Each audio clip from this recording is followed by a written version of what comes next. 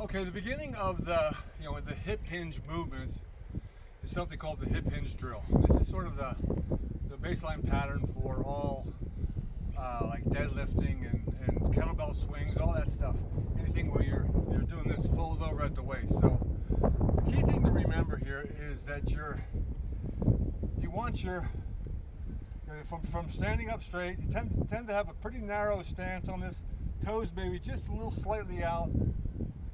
But the first movement is your hips going back, not down. Going down is a squat, going back is the hip hinge. And then your upper body stays flat, the back stays flat. So you go over, you're not rounding over, you're not bending with your low back. You're actually, right here at the pelvis, your pelvis is just rotating, in your femur there, that ball joint. So you got to think about folding over at the waist, and it really is a learned movement. You got to practice it. So that's what this drill's for. The hip hinge drill is that you just start maybe about a foot or so from the wall, set up like I said, and then you just always think butt back until you touch the wall. You feel that touch. You'll start to feel the pull in the hamstrings.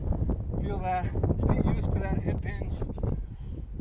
Sometimes you just stay in that position and let that stretch out. And then when you get good at that, you just step out a little further, maybe an inch or two.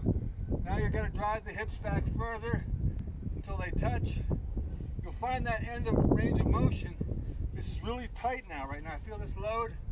Sometimes I'll let my hands hang back up, and I'll pump it a few times, touching my hips back, touch. Sometimes let it stretch at the bottom. So that's the hip hinge drill. It's a learned movement. You got to practice it. Again, fold over at the waist, go around the back, and your head. You're looking forward. As your head goes down, your eyes just go down. You don't go down and look up. Your eyes stay in the same spot. So at the bottom, you're looking down here. Your head comes back up, so your spine is straight. Hips back, hips back. That's the hip hinge drill. It's the basic pattern for all deadlifting. You got to learn that first. It's also a great mobility thing for stretching out the hamstrings and the glutes. So I do it all the time when I'm warming up.